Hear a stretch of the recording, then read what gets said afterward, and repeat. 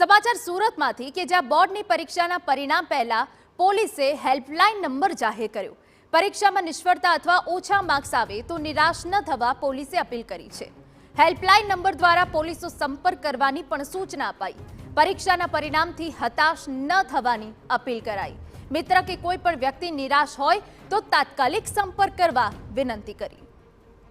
મહત્વનું છે કે ઘણા વિદ્યાર્થીઓ અથવા વાલીઓ બોર્ડના પરિણામના ધાર્યા પ્રમાણે માર્ક્સ ન આવતા હતાશ થઈ જતા હોય છે અને કેટલીકવાર વિદ્યાર્થી ખોટું પગલું પણ ભરી લે છે। તે સ્થિતિ ન આવે તે માટે પોલીસે હેલ્પલાઇન નંબર જાહેર કર્યો, જેનો સંપર્ક કરશો તો પોલીસ મદદ કરશે।